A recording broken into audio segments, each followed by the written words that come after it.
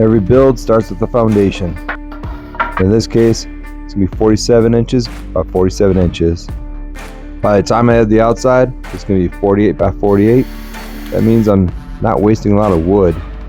There's a lot of wood to cut. I'm making 4 of these structures, so I'm just going to replicate what I'm doing. Measure them out.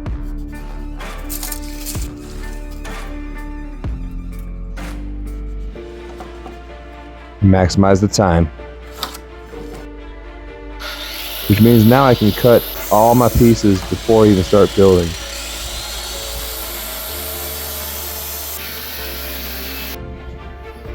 It's the old adage that time is money and money is time. So I'm going to mass produce these things. Well, mass produce. I'm going to make 4 goat huts. You can see in the background, there's already 1 prototype done, so there's only 3 more to go. All I've got to do is replicate and assemble. Now in the future, it's also going to make it easier to repair these buildings. So if one of them goes out, measurements are pretty easy. Everything's measured in 4-foot sections. And you'll see in a second why I do that. But for now, some of my tricks. Preset the screws. Makes it a whole lot easier when you're trying to hold a building together by yourself and using the least framing possible.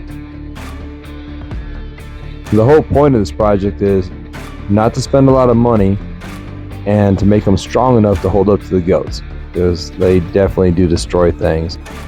So each panel is a 4-foot section. If they blow through it, I can fix it. Smaller sections kind of close it up. Now it's all about making the building practical and kind of weatherproof too. Now I'm going to use OSB for the roof, but I changed my mind here in a second. I'll explain why. But first, to protect the corners, I'm using aluminum corners right now. That's because the goats tend to nibble on things and they don't like the aluminum. Now for the roof, I put some sheathing on top. I'm going to use this coating. Coating's really good. It's reflective, keeps the temperature down. Should last a little while, and the sheathing should make it stronger. Then I add a couple cheap awnings on here, just scrap material, and it's going to keep the rain from driving down at an angle and getting inside the goat hut. As far as scrap wood, that's it. Out of 4 structures, tiny little bit.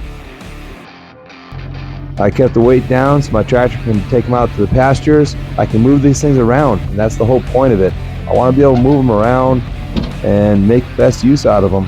Where the animals need a nice comfortable spot to sleep, there it is. Throw some bedding in there, and yeah, what do you think, guys? I'm not too sure what to think about it yet. They're not sure if it's food or it's shelter. That's goats for you. I hope you enjoyed this quick and easy build.